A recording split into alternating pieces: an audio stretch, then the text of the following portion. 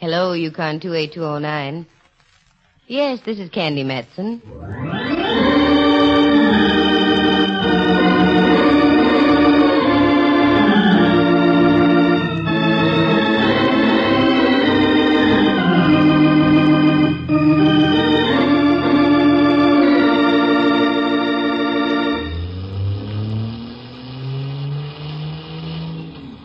Come on, Mellard. Stop pouting. Enjoy yourself. It's earlier than you think. Monterey at Christmas time is delightful. Carmel is most enchanting. Salinas I enjoyed. But to haul us way over to some unexplored cannibal country is too much.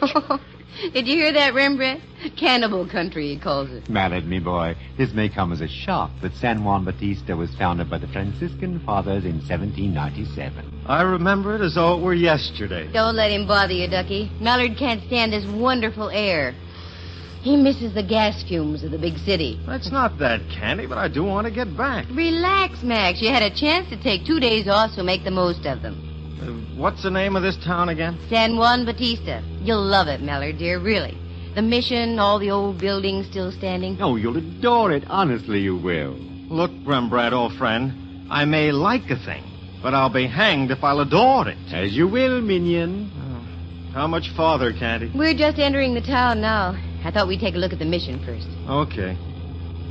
Hey, this is a cute little town at that. That's my boy. I knew you'd warm up once I got you over here. You know, strictly from a police angle, you might be interested in knowing that Joaquin Murrieta visited here more than once. So did Three-Fingered Jack. Where's my shooting iron? I'll get the varmints. Take it easy, hop along. We're approaching the mission. Oh, for golly's sakes. It's a big one. Isn't it beautiful, Mallard? And don't you get a whole flood of thoughts going through your head when you look at it? Yeah. With a little imagination, one could almost see the native Indians walking back and forth, coming into town for the evening vespers. I only hope the mission's open. Well, let's find out. Good idea. I think I see one of those fathers around the front, Candy. You can ask him. Thank you, Ducky. Yes, let's go.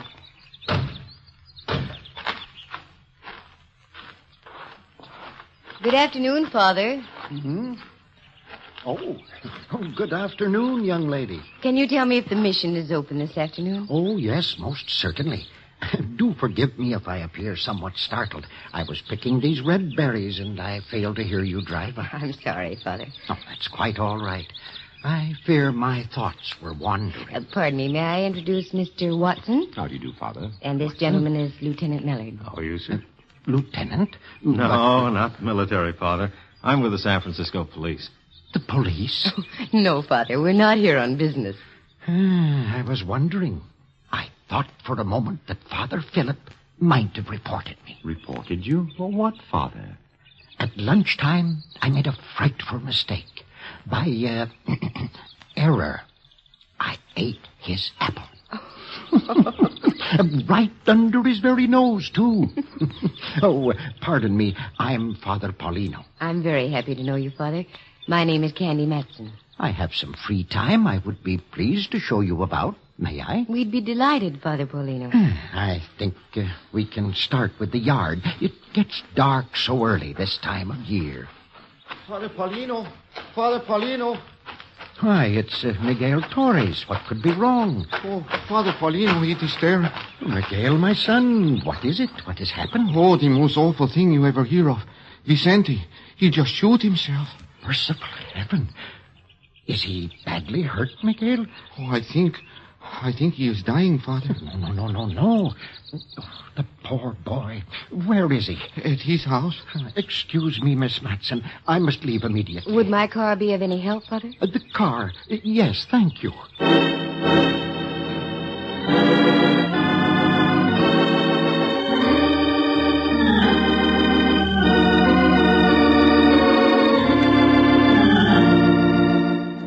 From Studio A in San Francisco's Radio City, the National Broadcasting Company presents Candy Matson, Yukon 28209. Tragedy in the sleepy little California mission town of San Juan Bautista. But it wasn't the first time. If you look around the side of the mission, you'll see that the place marks the mass grave of 12,000 Indians who died in a smallpox epidemic years ago. San Juan has seen knifings, too, and other shootings. It had lived a rowdy life in the dim years gone by, and obviously the rowdiness was still alive in a minor sort of fashion. We got in the car, and with Miguel directing us in broken English and Latin gestures, we made our way out on a dirt road about 3 miles outside of town near the granite quarry. We finally pulled up in front of a one-story wooden house that must have been built before the turn of the century. We went inside, and there was the prone form of a Mexican boy of about 21 or 2.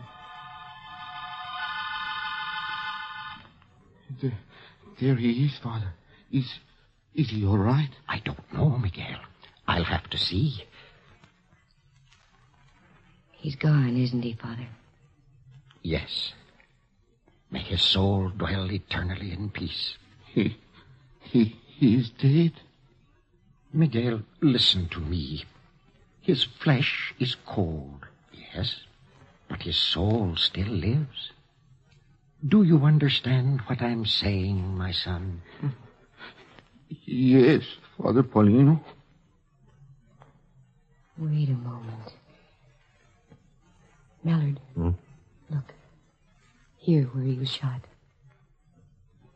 Well. If Vicente knocked himself off, he certainly did it the hard way. You're not kidding. Miss Matson, would you mind very much if we brought the body back in with us to the mission? I'm afraid we can't, Father. Would you step over here? I have something to tell you. Certainly, Miss Matson. You wear a look of concern. Is there something wrong? I'm afraid there is, Father Paulino. What do you mean? Well, it looks very much as though this wasn't self-inflicted. What? You don't mean that... Miss Matson, are you sure of what you're saying? Reasonably so, Father. You see, a gun held at close range leaves powder marks. Vicente's wound is as clean as a whistle. Well, I don't know what to say. I'm sorry, Father, but that's why we can't remove the body. We'll have to call the sheriff's office in Hollister. Can you tell me where I can find a phone? Yes, there's one at the mission. If you don't mind, I'll stay here. I have work to do.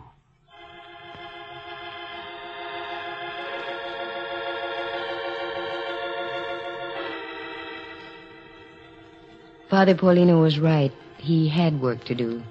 The ecclesiastical kind. And he did it in a simple and impressive way. San Juan Bautista, with a population of a little over 600, and we run plop into a murder. Mallard said he'd go back to the mission and make the call, and left.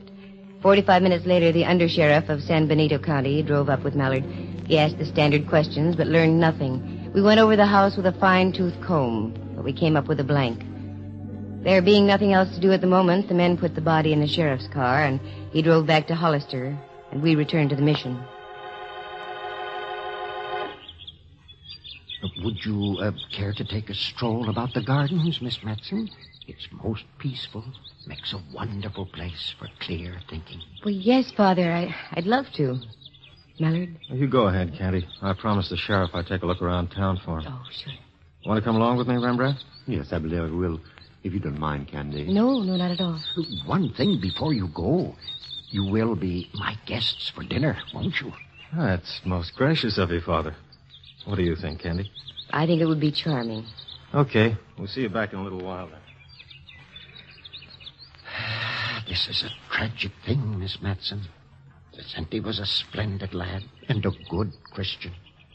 I know how you must feel, Father. I never could understand why there must be things of this sort in the world.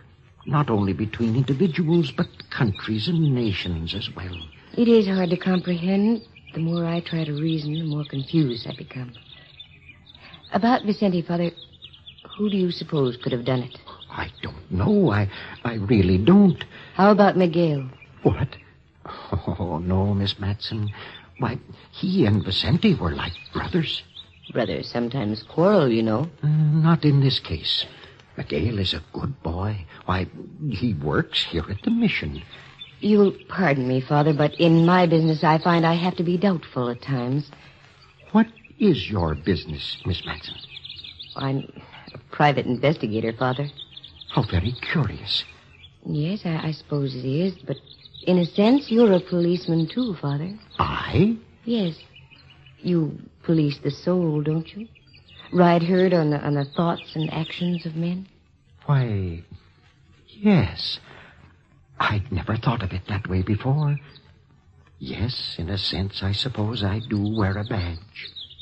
I wear the badge of righteousness, the star of God.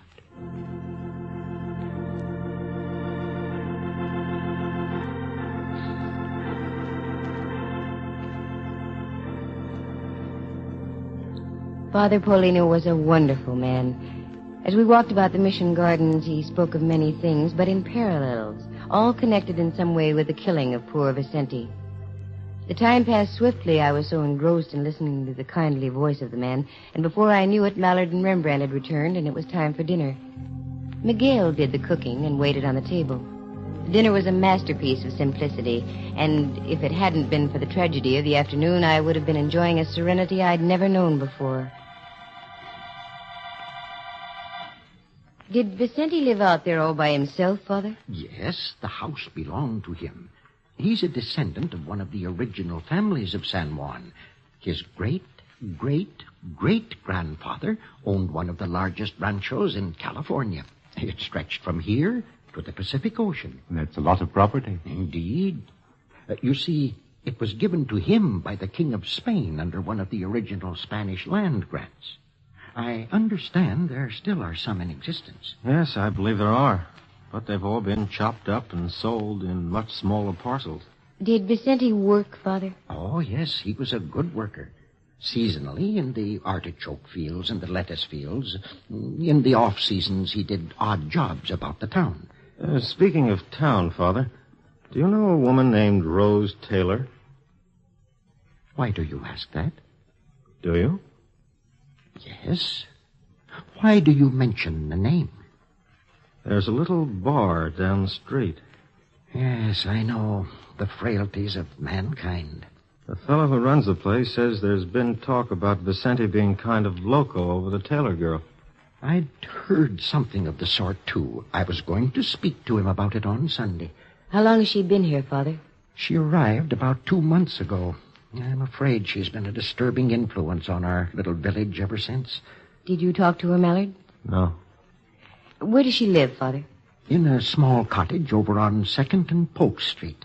I think we ought to take a little walk over there, don't you, Mallard? Right as rain, Cupcake. I dropped by her place before dinner, but she wasn't in. Oh, you know where it is, then? Mm-hmm. Good. Please don't think it's rude, Father, but it's something we have to follow through on. I understand, Miss Matson.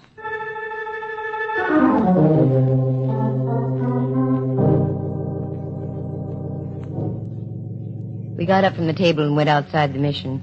We pulled our coats closely about us, and little jets of steam came from our mouths as we breathed the crisp evening air. We'd only gone about a dozen steps or so, and we were stopped by a voice from behind. Please, Senorita Matson, senor. Huh? Why, it's Miguel. What is it, Miguel? Something wrong? I hear you talking inside. You are going over to see Senorita Taylor? That's right.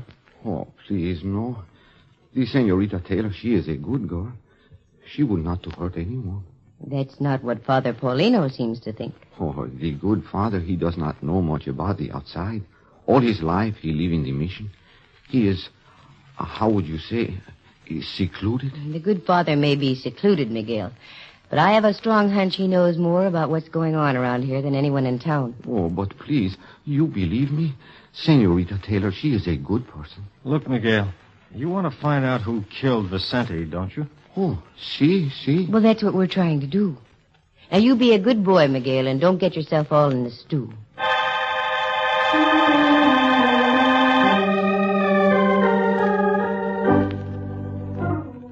We left Miguel and walked over a couple of blocks to 2nd and Polk Street. We found the cottage and saw a light in the front window. Mallard knocked. And what opened the door would have been a delight on any movie screen, if you like your beauty the hard way. Rose Taylor, it was obvious, could raise an awful lot of havoc with the local swains.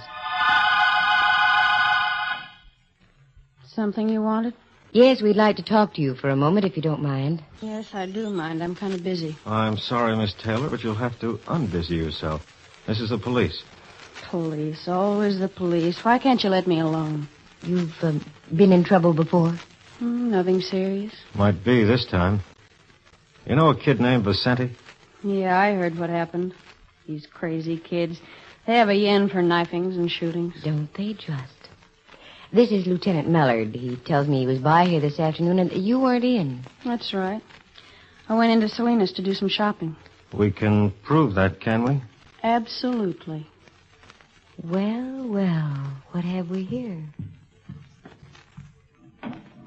A very cozy little .32 revolver. And also nicely cleaned and oiled. You always keep it this immaculate, Miss Taylor? Certainly. When some character gets too much tequila under the belt, you don't know what's going to happen. And the suitcase on the bed. Are you getting ready to go somewhere? Wait. If you're trying to make out that I knocked off Vicente, you're just whistling Dixie in 4 flats. Look, a telegram. If you'll take the time and the courtesy to read it, you'll find that my sister in Los Angeles is a very sick girl. I was going down to spend a week or so with her. What is this, a convention hall? Come in. Buenas noches, senorita. Miguel, beat it. I'm busy. I am sorry. I am sorry. I have a message for Senorita Matson and for you, senor. Father Paulino sent me. A message? What is it, Miguel? The sheriff in Hollister just called on the telephone. He said to tell Senor Mallard that the bullet that killed Vicente was from a .32 caliber gun.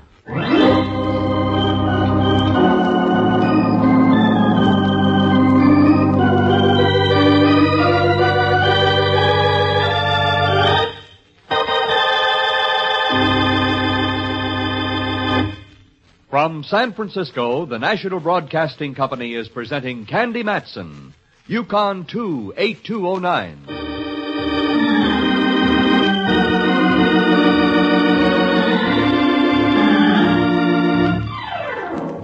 Well, now, a .32 slug had killed Vicente, and Miss Taylor owned a .32 gun.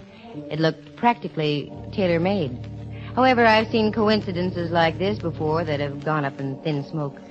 Mallard plucked the rose and asked her to return to the mission.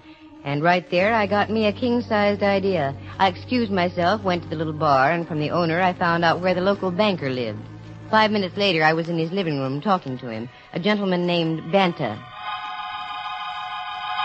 Yes, it's terrible. I only heard about it a half hour ago. Vicente was a splendid lad. That's what I've heard. Well, the reason I'm here, Mr. Banta, is to inquire about his financial status. Did he do any banking at all? Oh, yes. Up to about 5 or 6 weeks ago. Uh-oh. Can you tell me more? Well, he had a savings account of approximately $2,800. Suddenly, he began making withdrawals. 200, 300 at a time. Yesterday, he made another withdrawal. He'd left a total of $400 in his account. Well, what do you know about that? Well, he said he was having trouble with his crops this year. The rain and all that. Mm-hmm. What about Miguel Torres? Now, that's a very strange thing. He had an account of $900. That's practically gone, too. I assumed he was helping his friend Vicente. I smell a very well-shaped rodent. Name of Taylor. Thanks, Mr. Banta. You've been a great help.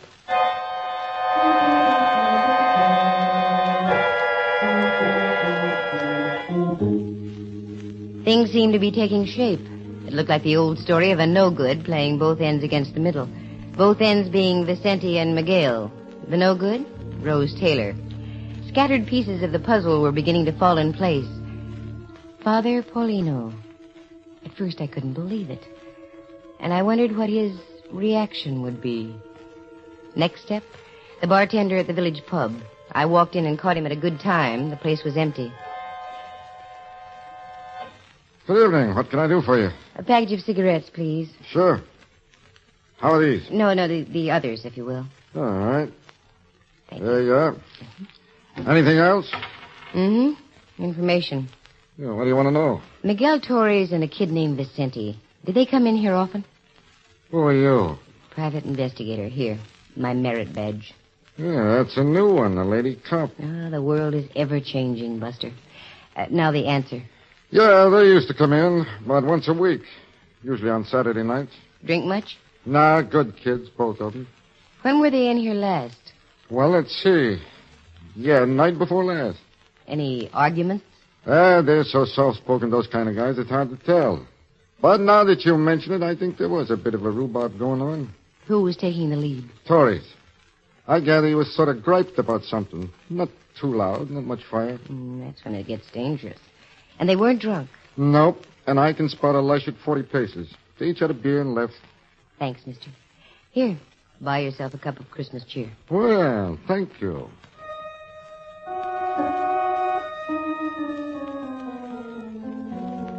Click, another piece of the puzzle in place. And all roads led right back to the mission. With the exception of the late Vicente, we had the full cast of characters front stage center. And a neat little bit of intrigue it was, too. As I drew near, the warm lights of the mission were streaking through the windows, contrasting greatly to the thoughts that were going around in my head. I walked in. Father Paulino was sitting over his desk, his head buried on his arms. Mallard was leaning back in a chair watching Rose Taylor, who in turn was smoking a cigarette and pacing the room. Rembrandt was reading a copy of the National Geographic. All heads snapped to me as I entered. Hi, Cupcake. Have fun? Of sorts. What's new here? Oh, waiting for the sheriff from Hollister. He's going to book the Taylor lady on suspicion of murder. That way he can hold her. I think I have somebody else for him to hold. Father Paulino? Yes, Miss Matson. I think you know what I'm about to say. Yes. Yes, I think I do. Where is he? In the next room.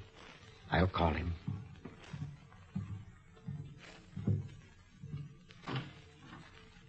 Miguel, my son. Si, Padre. Come in here, please. Si. Miss Matson wants to talk to you. You're here in the mission now, Miguel. You're standing right under the cross. You can't lie. You killed Vicente, didn't you? Yes. Why? I love her. I give her everything I have. My love, my heart, my money, everything.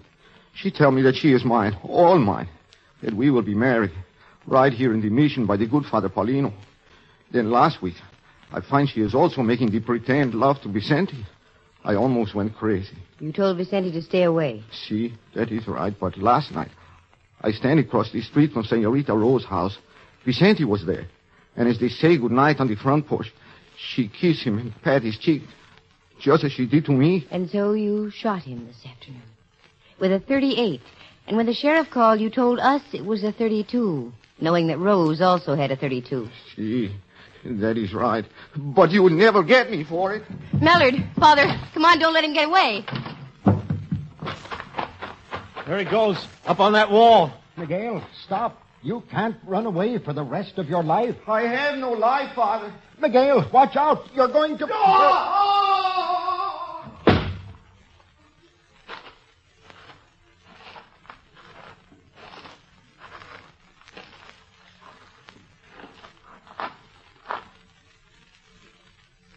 He's done for.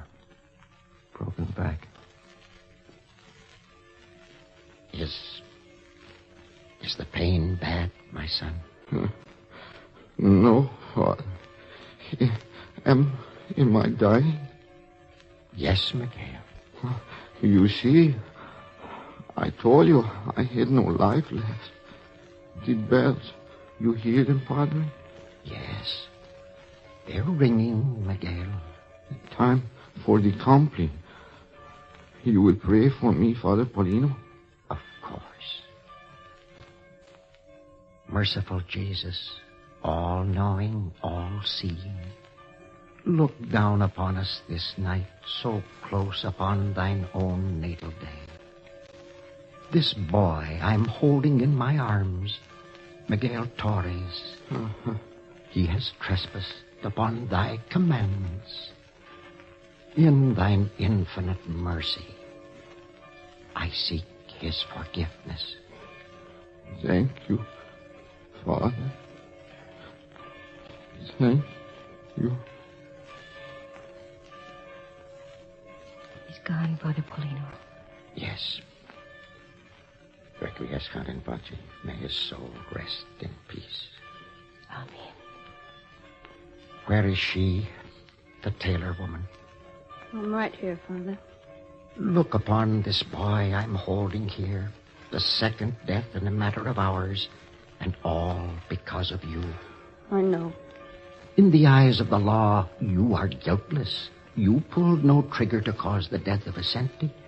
Miguel fell off a wall to his death. But it was because of you. I realize that now. Do you? Really? Yes, Father. And perhaps in this hour of dark tragedy, something has been salvaged after all. This is the Yuletide, the anniversary of the birth of Christ.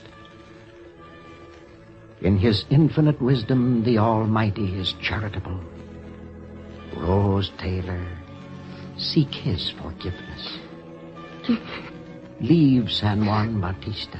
I'm sure Miguel and Vicente would want it that way. Start anew. Lead a penitent life. It is not too late. Tell me, child, do you recall Mary Magdalene? I do, Father.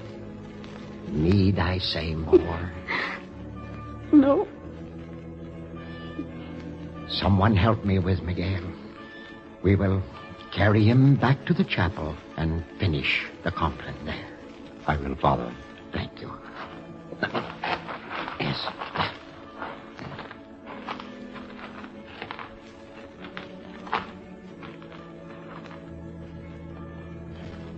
There's a remarkable man, Candy. More than you know, Mellor, dear. Peace on earth, goodwill toward man and woman. In these troublesome times, there is a brilliant, shining example of what we have to hold on to. You know, I wish there was a Father Paulino in every country of the world. We'd have more time for raising kids than for killing them. My point exactly. Come on, Mellor, dear. Let's get back to San Francisco. I have a special star to put on my Christmas tree tonight. For all the Father Paulinos that ever lived.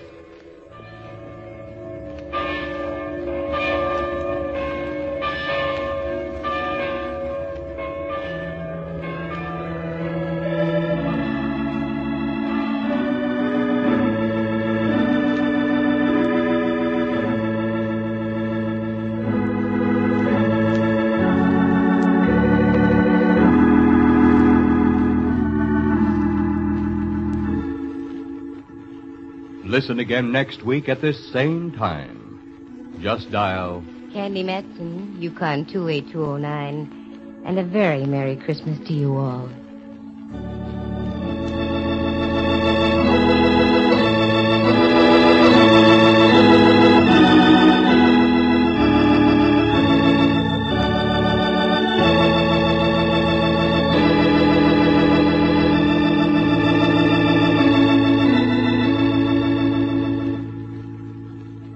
Featured in the story were Hal Burdick as Father Paulino, Lou Tobin as Miguel Torres, and Jane Bennett Carnell as Rose Taylor. Henry Leff is Lieutenant Ray Mallard, and Jack Thomas plays Rembrandt Watson. The program stars Natalie Masters as Candy and is written and directed by Monty Masters. Sound effects are created by Bill Brownell, and Eloise Rowan is heard at the organ. Our engineer was Clarence Stevens. The characters in this story were entirely fictitious. Any resemblance to actual people is purely coincidental. The program comes to you from San Francisco. This is Dudley Manlove speaking.